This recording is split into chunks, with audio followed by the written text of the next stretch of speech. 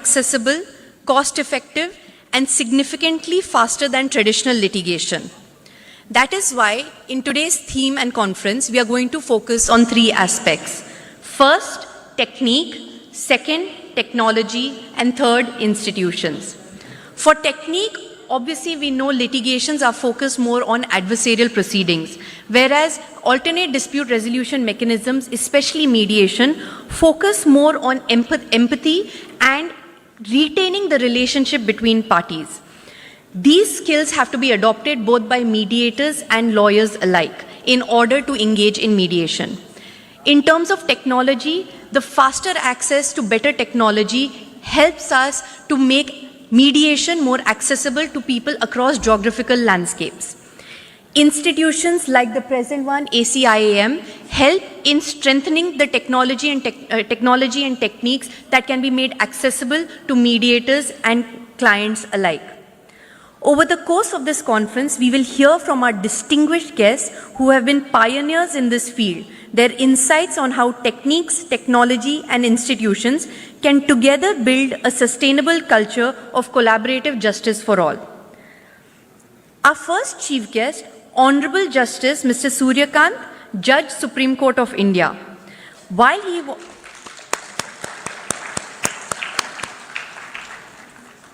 he was the youngest Advocate General of Haryana in 2000, he has had a tremendous career marked by distinction and leadership. While he has contributed significantly to the development of law, we all know that he has also significantly contributed to the development and adoption of mediation. He has been nominated as a member of the governing body of NALSA for 2 consecutive terms and currently holds the position of Executive Chairman.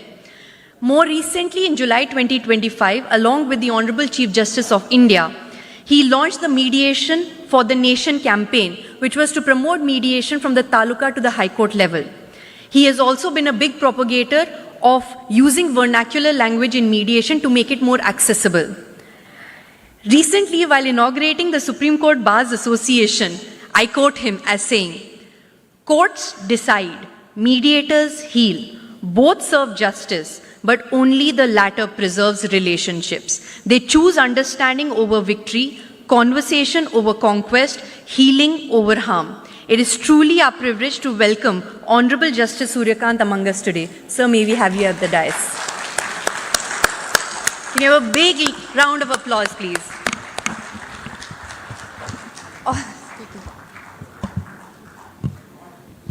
All the dignitaries may come to the stage and we'll introduce them then one by one.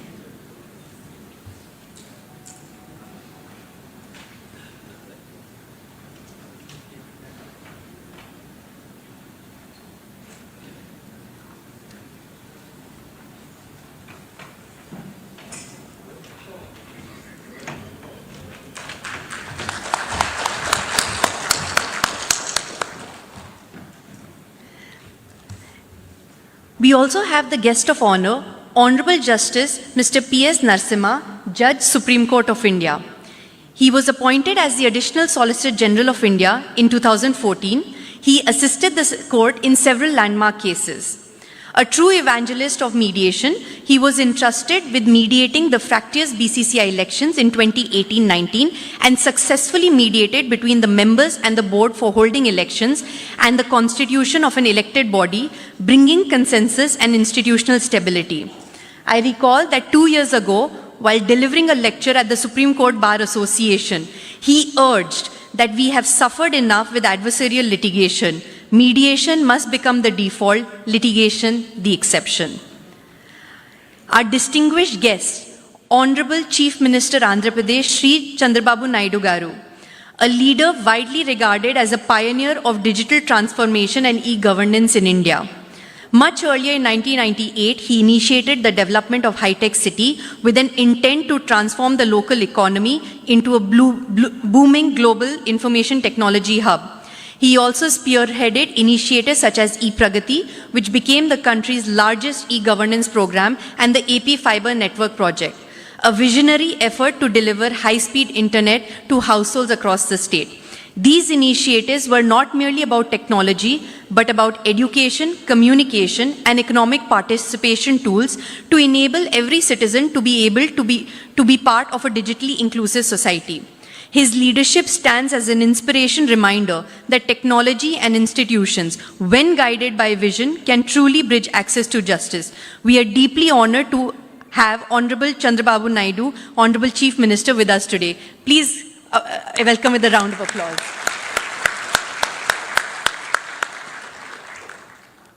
Our next guest is Honorable Justice Mr. D.S. Thakur, Chief Justice, High Court of Andhra Pradesh. Honorable Justice Thakur's illustrious judicial journey began with the appointment as a permanent judge of the Honorable High Court of Jammu and Kashmir, thereby in Honorable Bombay High Court, before assuming his current role as Chief Justice of Andhra Pradesh High Court. He has been a strong proponent of harnessing technology in the judicial system, calling for the digitization of court records and the adoption of AI-driven tools to ensure swifter, more efficient justice delivery. For over a decade, he has actively championed its practice, including chairing key sessions for judges and lawyers at the 2018 state-level intensive mediation workshop organized by the Mediation and Conciliation Committee of the Jammu and Kashmir High Court. Our next organizing secretary is Honorable Professor Surya Prakash, Dispute Resolution Process Area Vice Chancellor, NLIU Bhopal.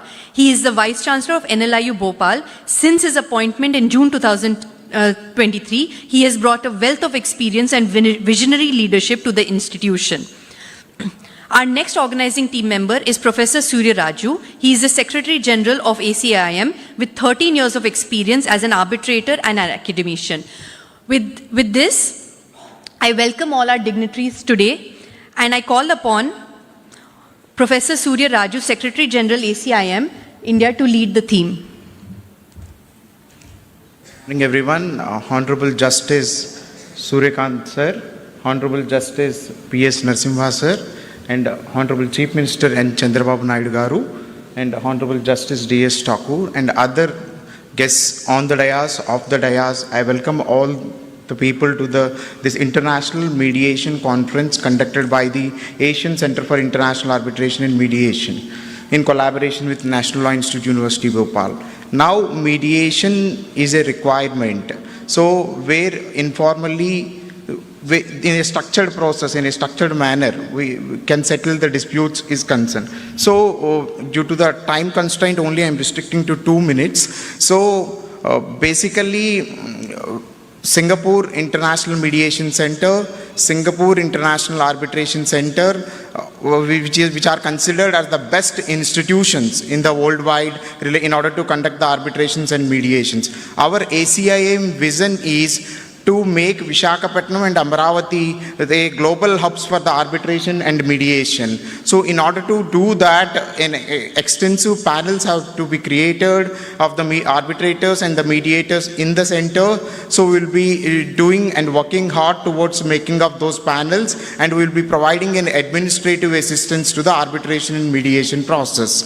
So with this, I welcome all the delegates and participants from all over India, even from the worldwide, whosoever came here. Thank you very much.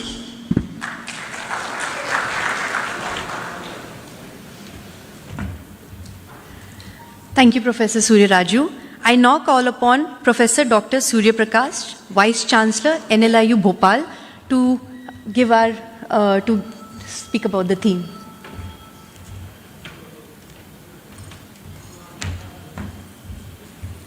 Good morning to all. Honorable Justice Sri Suryakanji, Honorable Justice Narasimhaji, and our beloved Chief Minister Sri Chandrababu Naidu garu, the architect of modern state of Andhra Pradesh, Honorable Justice Thakurji, Chief Justice High Court of Andhra Pradesh, my student, my friend Professor Surya, and the partners from legal firm, Trilegal, Honorable Judges who has arrived from the state of Madhya Pradesh, Honorable Justice Vivek Agrawal ji, Honorable Justice Vishal Dhagat ji, and AP High Court Judges, Honorable Justice Ramakrishna Prasad Garu, and Chairman Patravi Garu, and all legal luminaries, dignitaries, and my dear friends.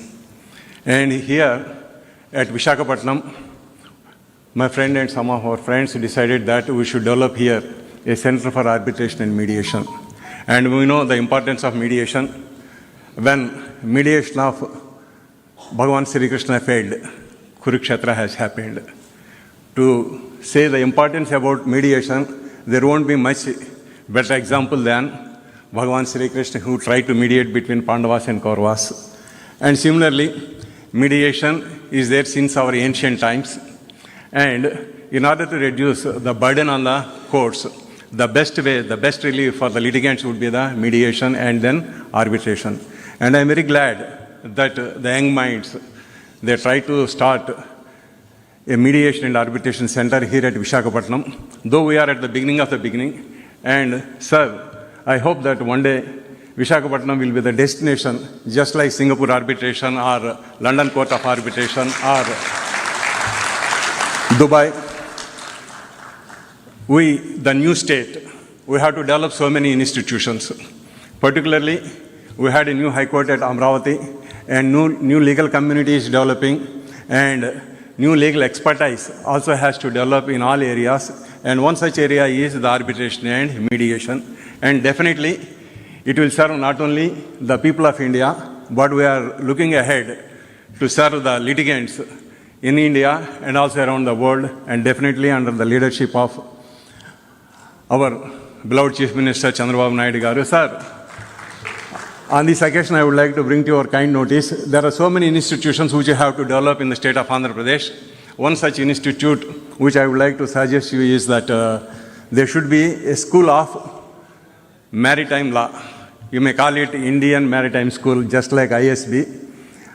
And because we have 1,040 kilometers coastline, and we had a very day before yesterday, you stated that for every 50 kilometers there should be a harbor or a port.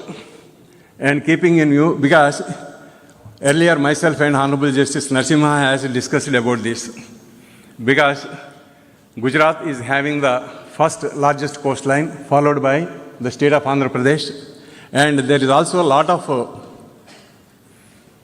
maritime arbitration is going on. And I had a discussion with the port chairman earlier, MT Tirumala Babu Garu. And most of the time we are getting the arbitrators from Bombay, sir, for maritime arbitration. Day before yesterday, in this logistics summit, he has said that for every 50 kilometers there should be a port or a harbor. And we have a lot of marine resources, and to do all these things, it is necessary. So far there is only Gujarat Maritime University. And second one, we have to develop much in a better way at an international level. You may call it as International Maritime School, preferably if it's possible on Rishikonda, which we may utilize the infrastructure. And with these few words, and I would like to assure that this Asian International Center for Arbitration and Mediation is going to have a very good future, and we will guide the others by taking forward this institution. And let us take pride for this institution at Visakhapatnam. Later on, we will have our branch at Amravati also, sir. Thank you very much.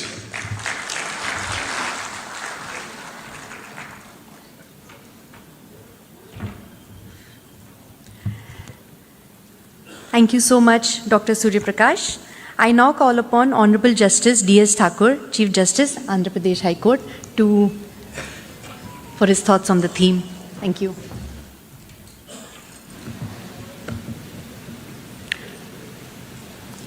I know we are constrained for time because the honorable dignitaries have also to participate in a university convocation. Therefore, I will try to keep it very brief.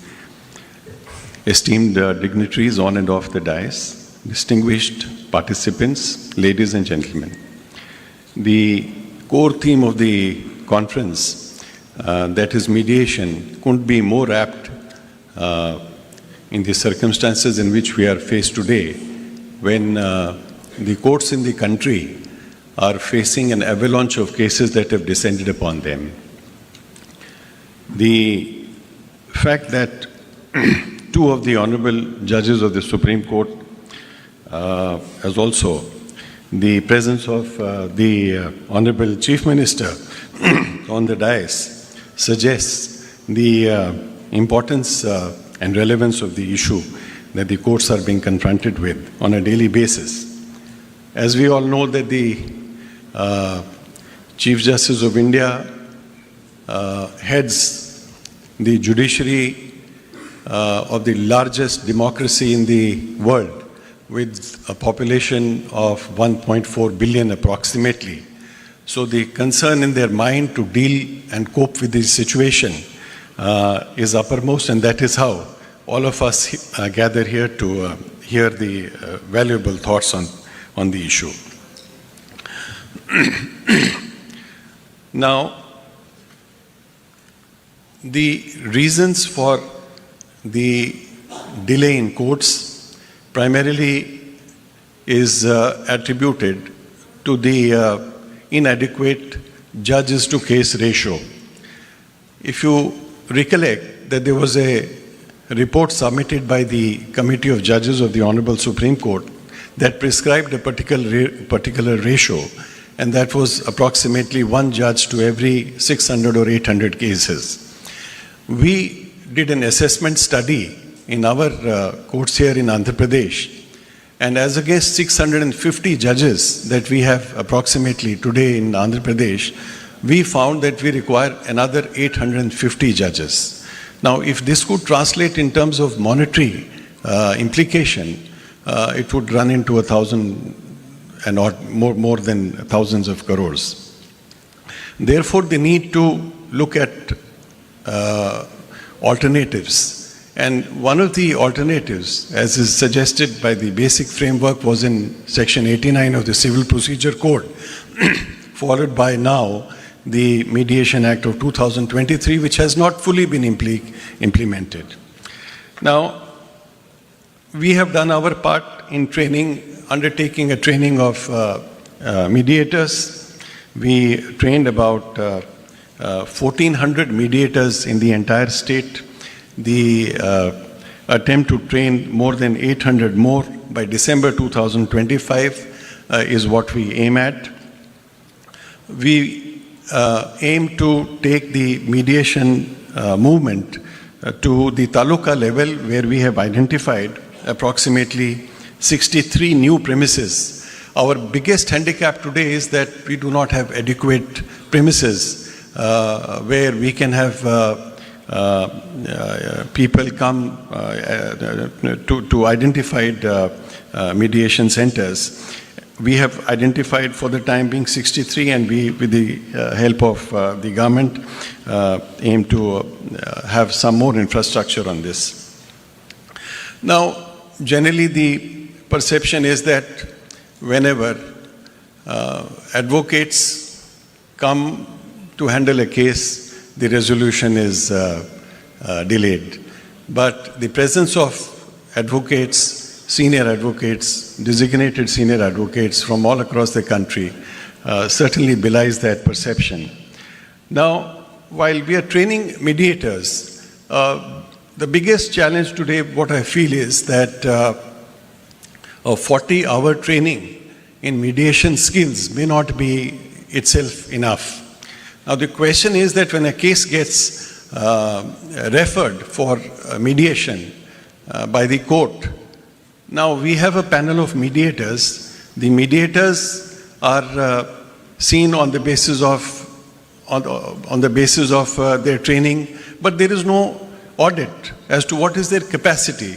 Just imagine to trust, say, a graduate who is freshly graduated from a law college, and entrust a case to him saying that you now handle it, is difficult. So his ability to handle a case and to nudge and navigate the parties to an amicable resolution of dispute is something which we cannot expect from a mediator only because of the fact that he has undergone a training of 40 hours. Now the question therefore is, with a view to avoid that golden opportunity which the court gets when it refers the matter to the mediator, that opportunity should not be lost because of the incapacity of the mediator, because there is no method of judging his skill. Therefore, there has to be some mechanism, some certification, some standardized method of determining as to whether the case which is being handed over to him will see some successful fruition or not. That is one aspect of training and skill development, which is most important in my mind. Second is integrity. Now, we have all seen that arbitration was a success. Many judges, retired judges, bureaucrats took to arbitration because it was lucrative. Today, the situation is that while we are seeing this as assuming a movement in the country under the able guidance and leadership of our honorable judges in the Supreme Court, we cannot permit everyone and anybody who volunteers to undergo the training and then come forward. As we have seen in the arbitration world, if there are honest arbitrators, there are also dishonest ones. If there is a demand for honest arbitrators, there is a greater demand for dishonest arbitrators, especially those appointed by, nominated by the parties. Therefore, some sort of a mechanism must be developed so that it is not a free-for-all.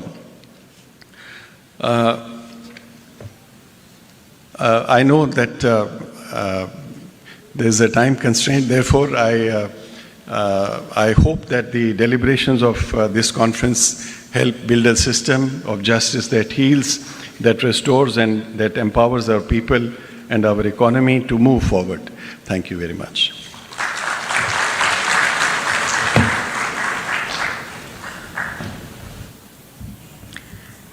Thank you, Honorable Justice D.S. Thakur.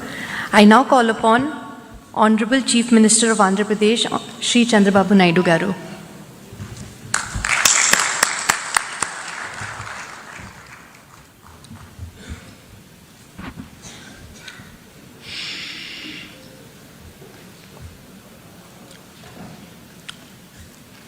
Honorable Justice Sri Suryakant Garu, Honorable Justice Sri P.S. Narasimhan Garu, Honorable Justice D.S. Thakur Garu, Professor S. Surya Prakash Garu, Vice Chancellor, Dr. Surya Raju Garu, Secretary General, ACIAM, Honorable Judges, distinguished jurists, and friends. I am very happy to be here. Visakhapatnam is a beautiful city. Anybody will go to Hyderabad and stay there sometime. They want to settle there. Now Visakhapatnam, anybody will come. They will settle permanently in Visakhapatnam. That is the beauty of Visakhapatnam. Either hospitality or beaches or natural beauty, everything wonderful place.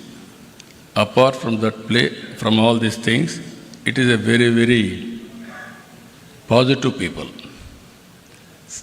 Recently, Visakhapatnam is rated one of the most safest place for women protection. That is very interesting comment. I want to make it here. Not only women's safety, even men's safety also, this is the best place.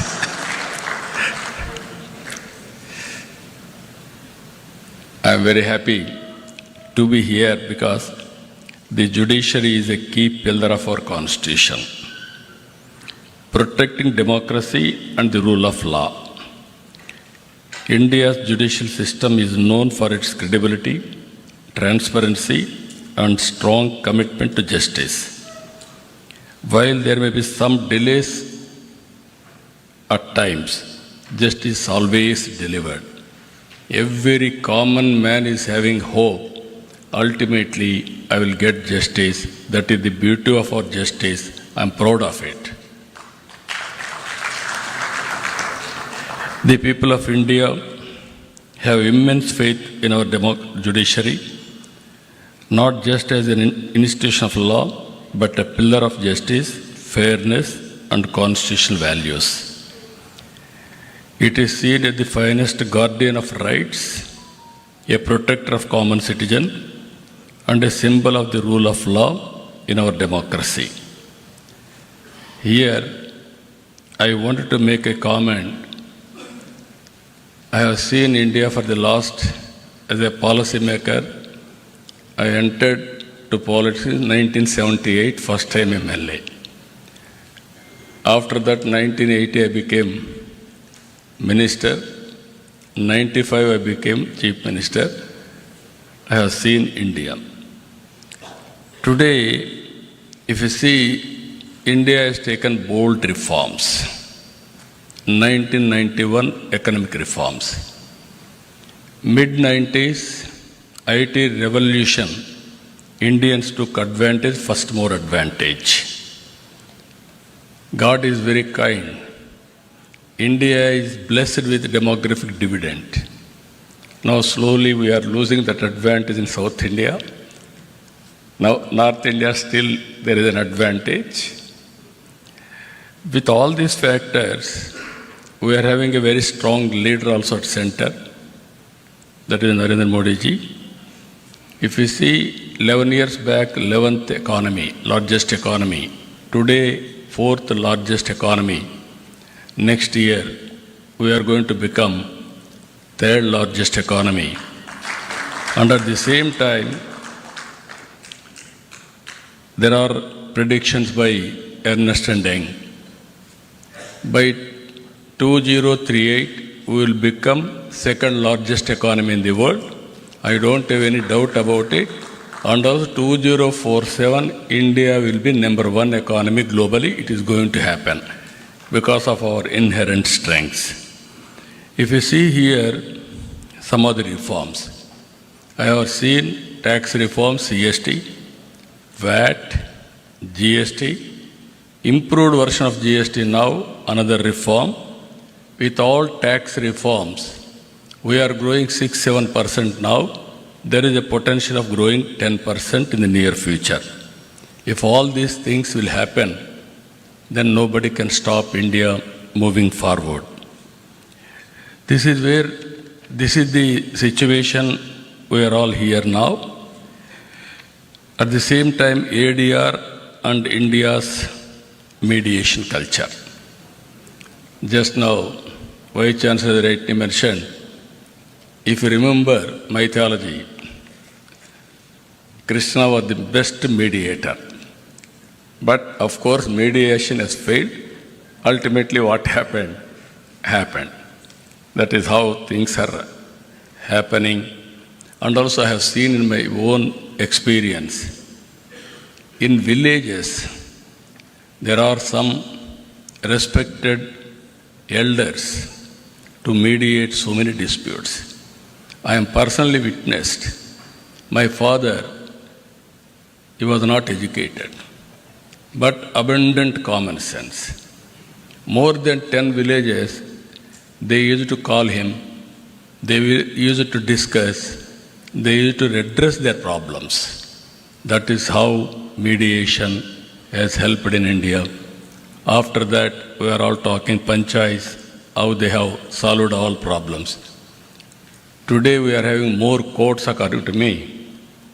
But earlier, to go to court, people used to feel shy. Litigation is the last resort. That is how they have to work in that direction. Today, technology has become a very big handy. Even virtual hearings are happening, e-filing, mobile case updates, multilingual tools. All these things are making more accessible and also transparent. Online dispute resolution platforms enable parties to resolve conflicts from anywhere in the world seamlessly. Artificial intelligence has come. We have to use it discreetly, otherwise we will have a problem. And also blockchain has come. Even in blockchain, transparent proof and also enforcement can be done globally. These are all various things are happening. So I am very happy today we are all here. What we are doing, how to take forward with innovative ways. As Vice Chancellor rightly mentioned, I am very happy if we can make Visakhapatnam one of the biggest center better than Singapore. ADR center. Government of Andhra Pradesh is willing to contribute that ecosystem. I will be very happy for that. Friends, and also Honorable Supreme Court judges and High Court judges, you are all watching. India is moving new technologies, high tech. Now we are taking advantage of it. For the last 1 year, we are able to mobilize $100 billion investment to Andhra Pradesh. Now, next month, Google is going to come here, and also TCS is already here, and also Cognizant is coming. With all these things, what today India is having, data centers, Visakhapatnam is going to have more than what India is having total data centers capacity. That is going to happen within 1 or 2 years' time. And also, we are going now Quantum Valley. America is having Silicon Valley. They are proud of it. India, we started recently Quantum Valley. First quantum computer is going to operate from Amaravati by January 1st. It is going to happen. We will be the 6th country in using Quantum Valley, quantum computing, and also having quantum computer. Even space technology, you are all aware. Earlier, by seeing TV, we used to enjoy and also inspire. Now we are starting Space City. America is having SpaceX. We are having Space City now. We are going to launch very soon private satellites from Space City. It is near Tirupati. Now, wars we are doing. Earlier we need more manpower. Now drones are enough. All technologies are going to happen. We are starting drone city in Kurnool now for civilian applications and also defense applications. Electronic city, aerospace, these are all some of the areas we are going. Now what I wanted to emphasize here, we have to think alternative mechanisms also.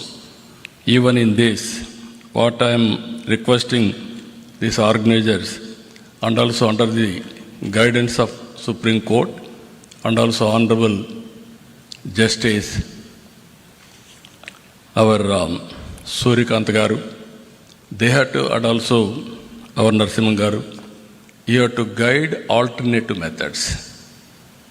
Even to establish courts, that is one way, but how to create a mechanism with alternative disputes redressal mechanism. Even technology, how to use it, how to go about innovative way, all these things, I am confident they will work it out. Ultimately, this is the time, I can say we are all very inspiring time we are living. One example I will tell you, in my government, no citizen can come to office. Around 700 services we are delivering through WhatsApp governance from his home. All data, historical data is available. We are capturing all the data with Government of India, Government of Andhra Pradesh, and also AI tools are available. Quantum computing is available. Real-time data we can collect through satellite, drone, CCTV camera, IoT, wearables, all these things if you can collect, even through artificial intelligence, if you can apply, we can guide them real time. If with all these things are, that is where I am saying now, earlier we used to work very hard, future is only how to work smart. I am very happy. Indians are going to service the global community. As of now, people are going there.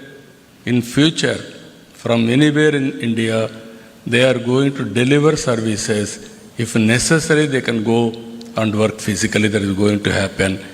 In this regard, how to reduce disputes, how to make more support for economic growth. That is where we are going to see. One thing I want to make it very clear here. India is going to become globally number one country. Indians are going to become number one globally. We have to plan now 145 crore population. With this population, what type of society we need? Not only building rich, but we have to make how to bridge the gap between haves and have-nots. It is our responsibility to provide better living standards for every citizen. It is possible if we can plan properly by politicians and also guide by judiciary properly. India will be the best place to live and also best country to lead the global community. With this, I am very happy what our friends are doing here. Ultimately, I am seeking always guidance from Supreme Court, judges, and also our Andhra Pradesh High Court for doing better things. With this, thank you one and all.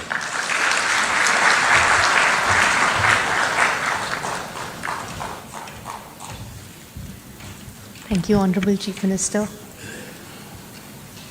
I now call upon Honorable Justice P.S. Narasimha, Judge of the Supreme Court.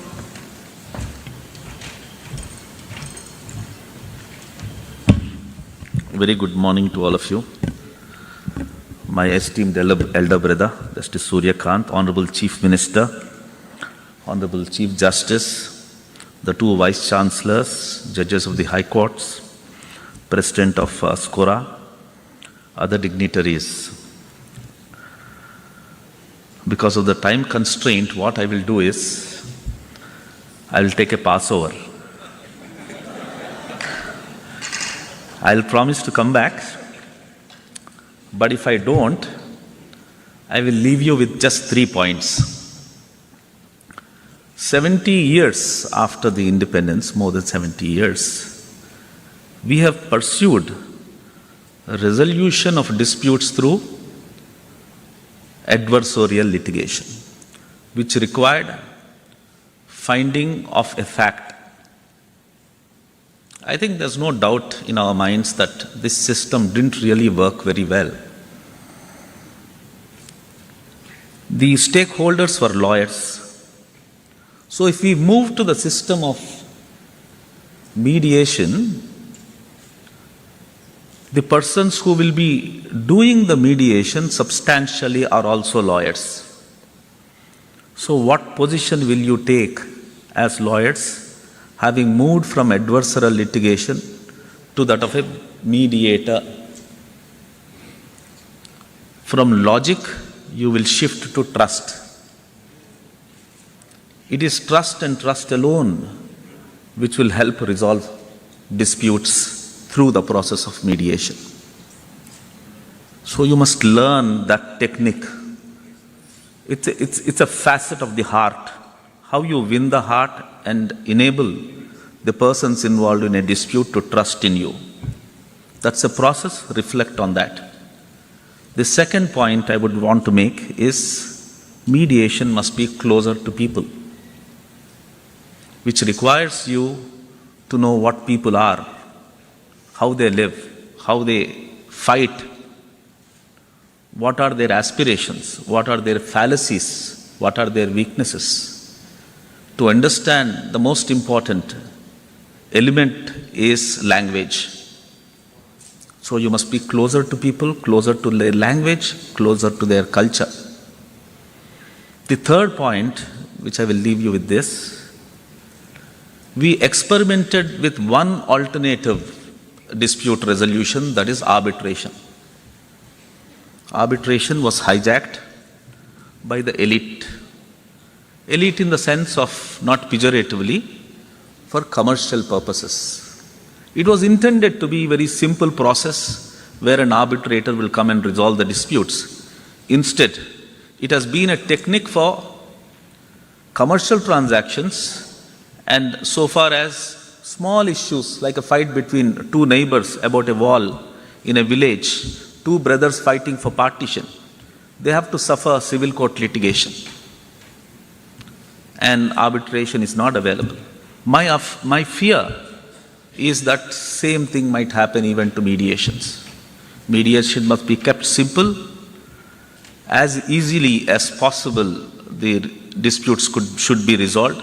And what are the methods by which these three things that I have indicated can be achieved? I will discuss with you. Mediation is very close to my heart. If I come back, I will participate in one of those sessions and share my thoughts with you. Thank you very much. Thank you.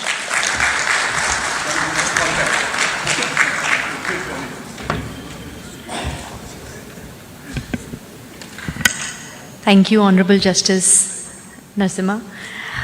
And now call upon Honorable Justice Suryakant, Judge of the Supreme Court of India.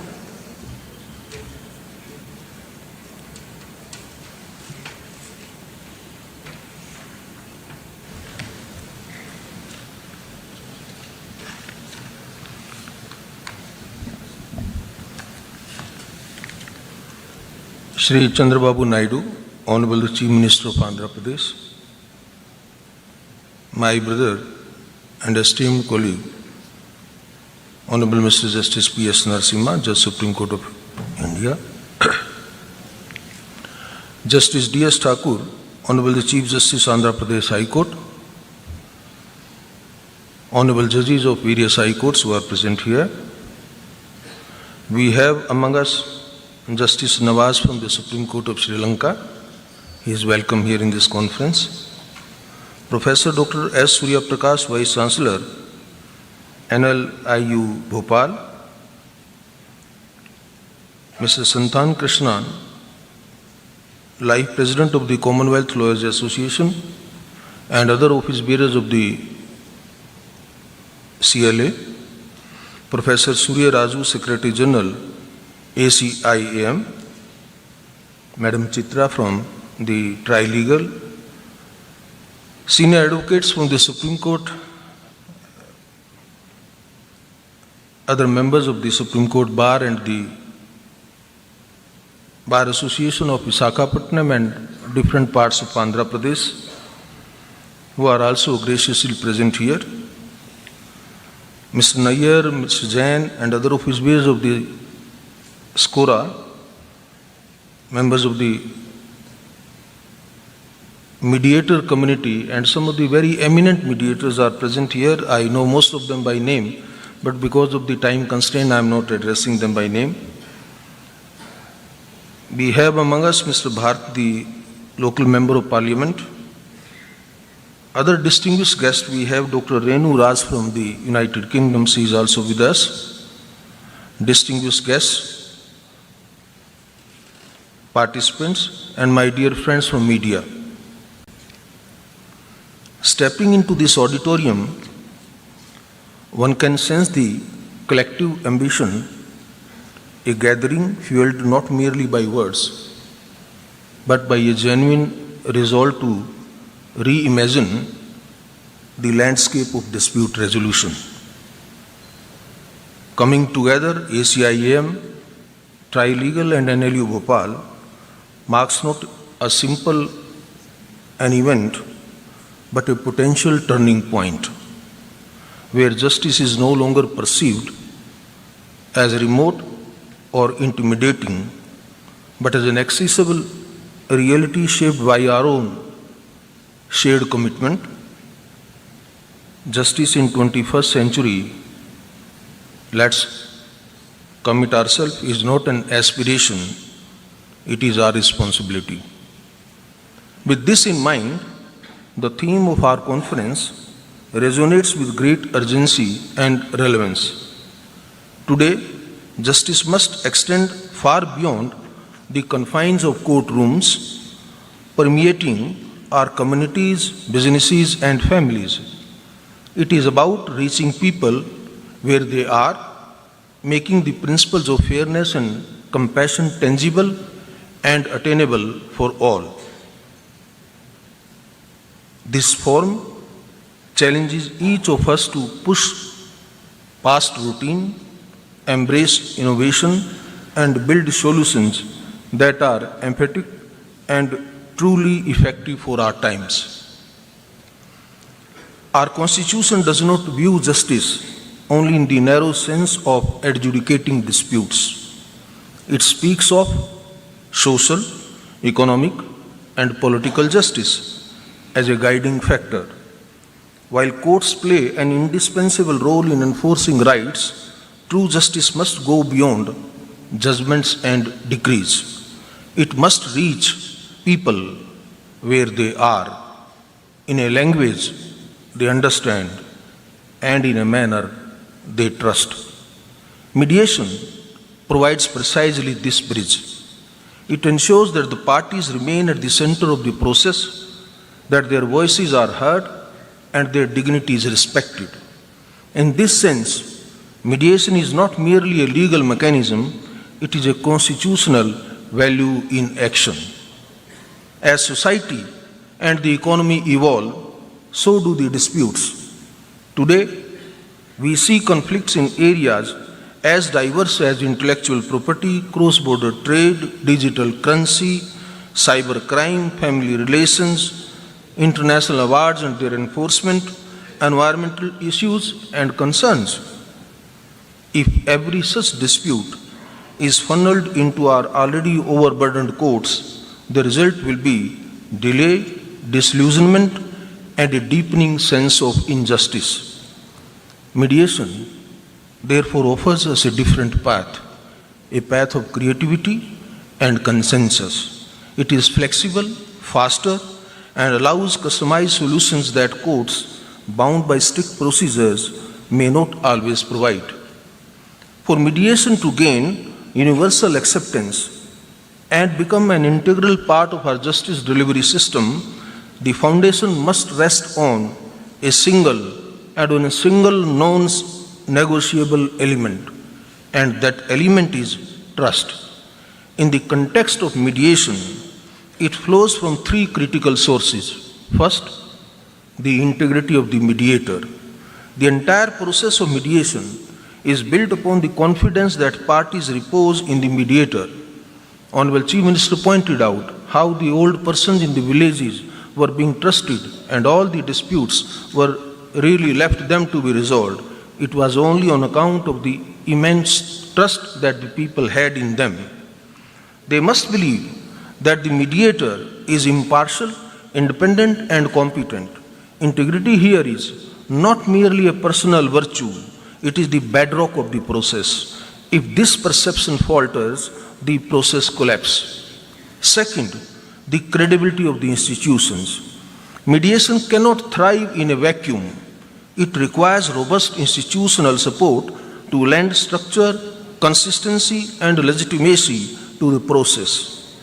Institutions like the one ACIAM serve as a custodians of quality and trust. In a world where disputes often carry significant economic and social stakes, institutional credibility reassures parties that mediation is not an informal compromise but a structured, reliable, and enforceable method of dispute resolution mechanism. The third point, the support to be extended by the law.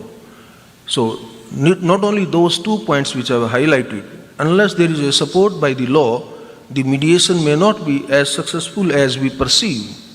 For mediation to transition from an alternative to a mechanism as a mainstream method of dispute resolution, I believe it needs the backing of the law.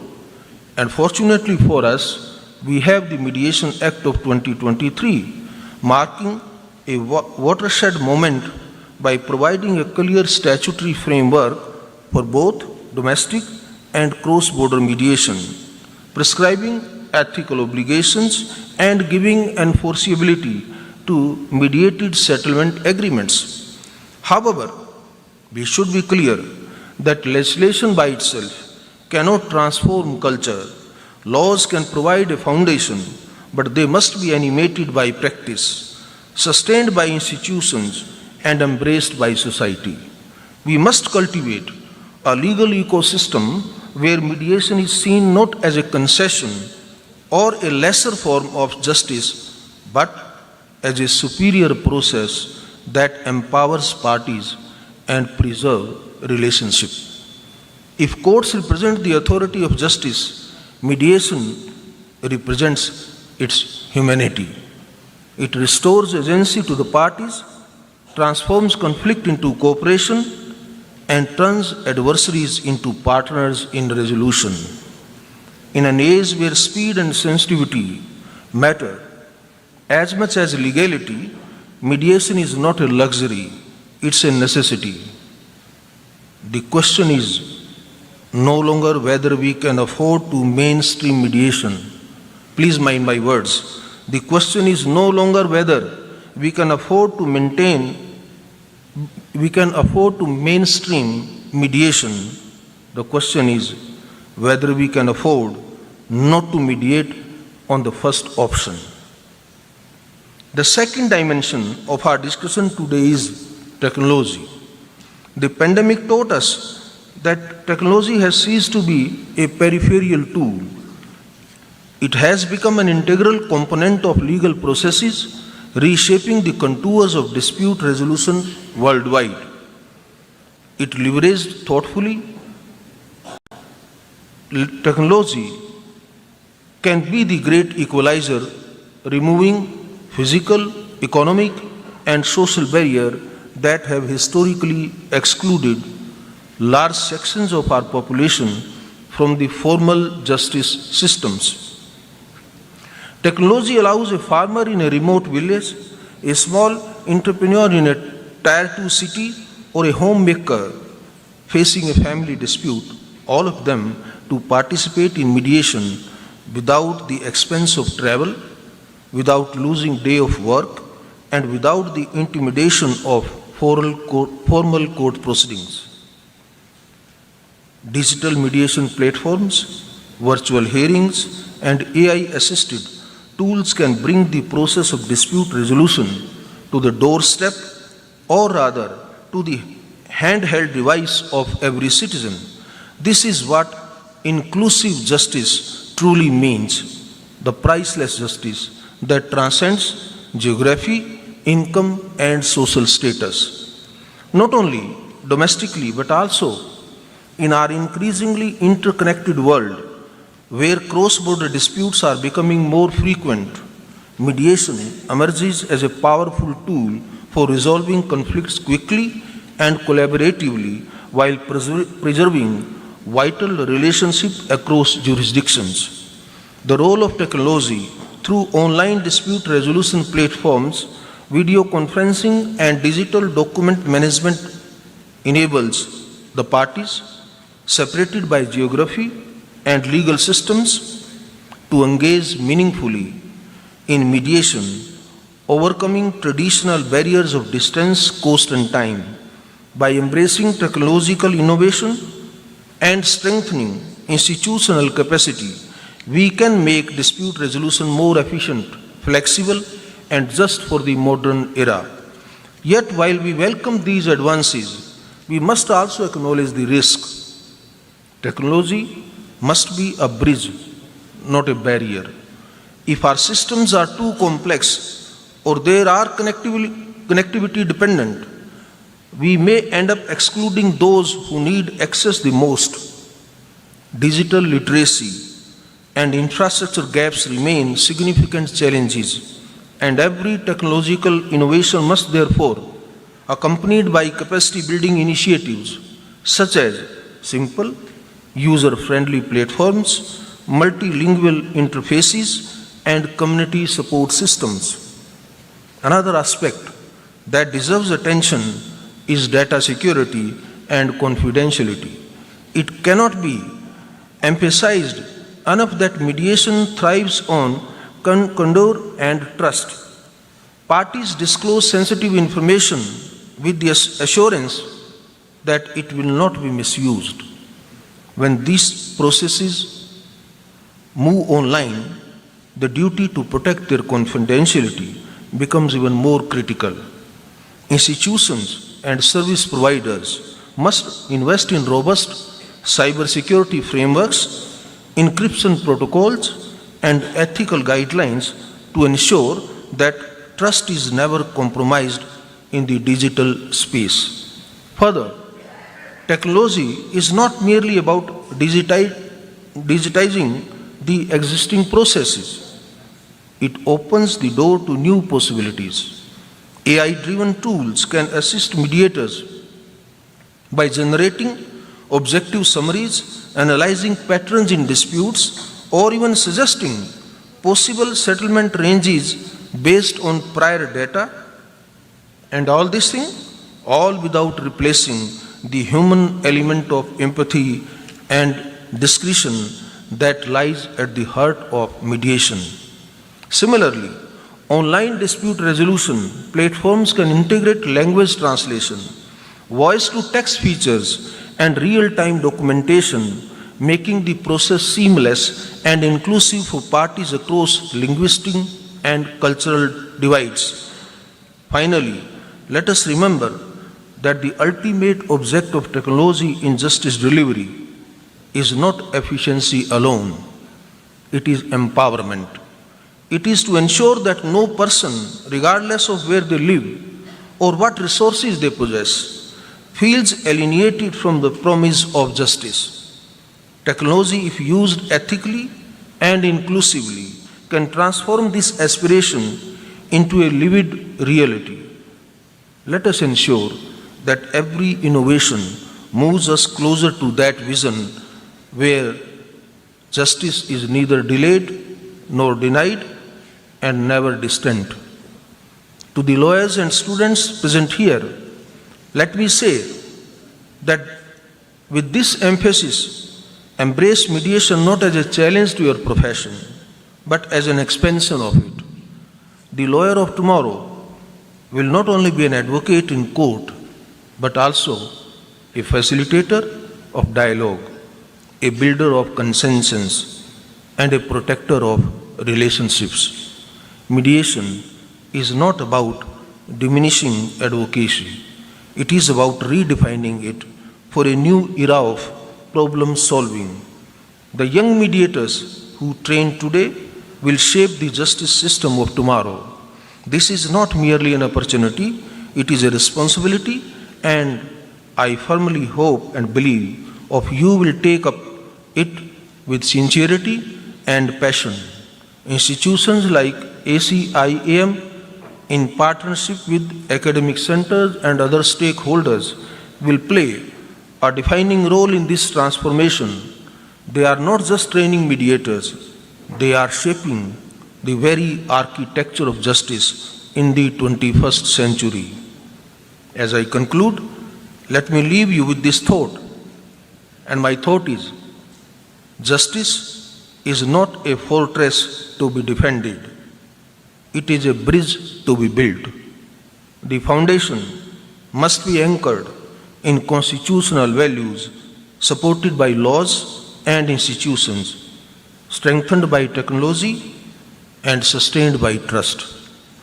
Mediation is one such bridge that connects the letter of the law with the spirit of justice. Let's walk in together with confidence, creativity, and compassion. Thank you very much. Thank you very much for inviting. Jai Hind.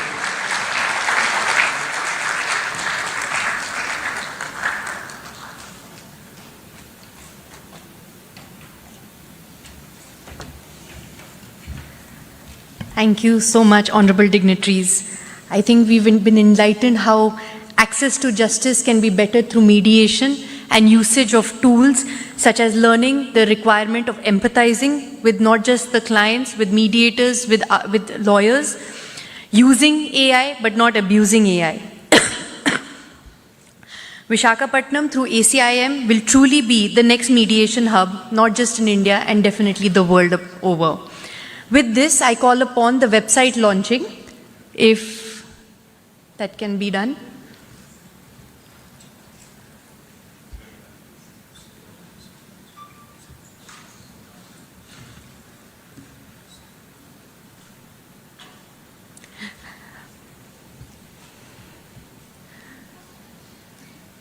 We'll proceed with this felicitation for the ceremony. I would like to call upon Advocate Abhas Sharma to facilitate Honorable Justice Suryakant.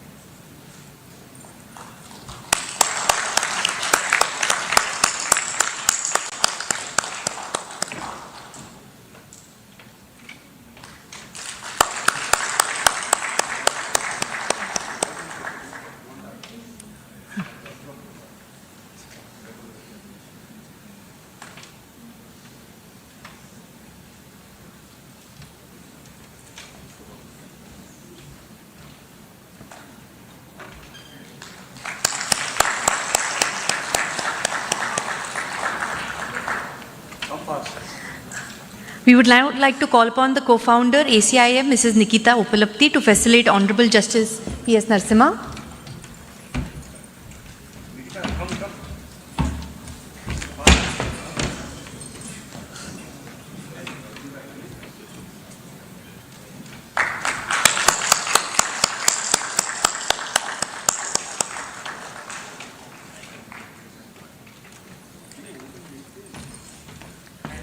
Take this photograph because there is no space. I would like to call upon Professor Dr. Surya Prakash to facilitate Honorable Shri Chandrababu Naidu. Website is ready. They are.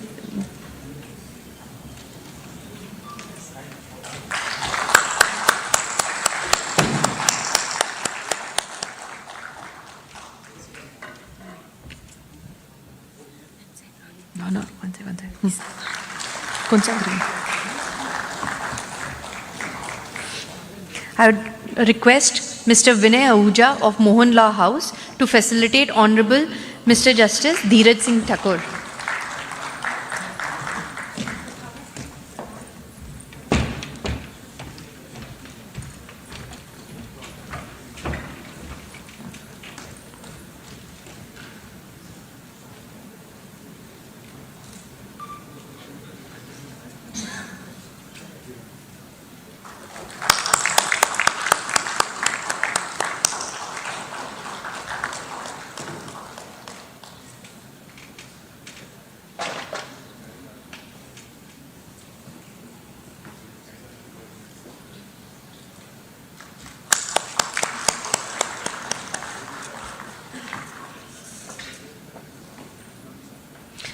We'll now also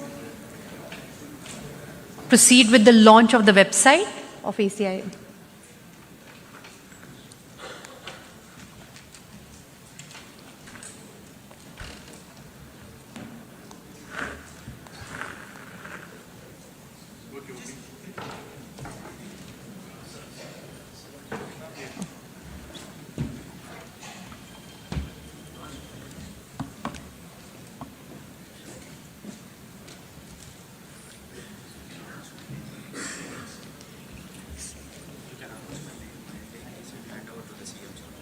I call upon Vivek from ACIM to proceed with the launch of the website.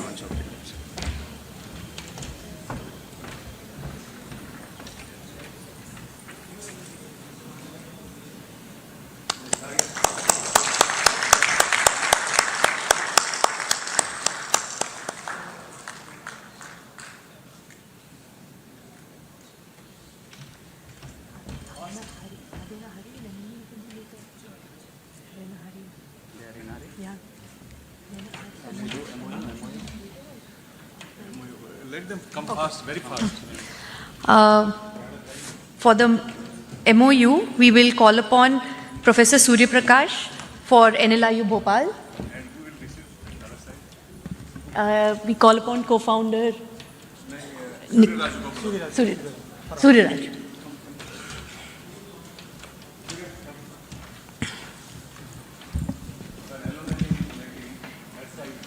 In the meanwhile, can I call upon Nivaran, Ms. Nandini Gore?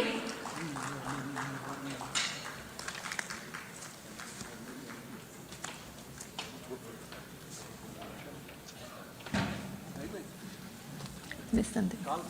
They are already. Can I next call upon Ms. Shweta Rao from Fisher's Medical Ventures? Dr. Sirisha Medsi Hospital, Dr. S.P. Ravindran, NVP Law College, the representative for Farm Hazel Pharmaceuticals, Mr. Srinivas Ramanarayan from Trust.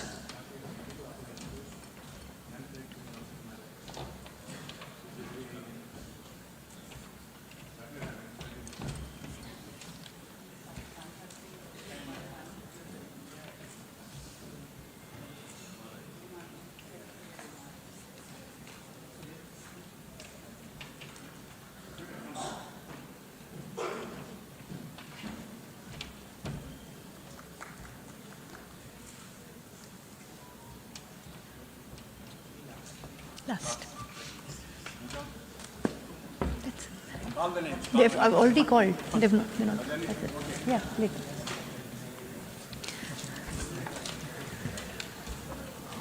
Honorable dignitaries.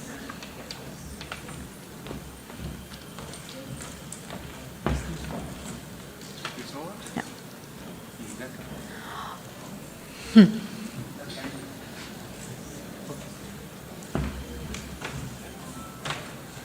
Ask all people I to know. raise from national and touch it. Honorable dignitaries, thank you for your time. We'll end with the national anthem.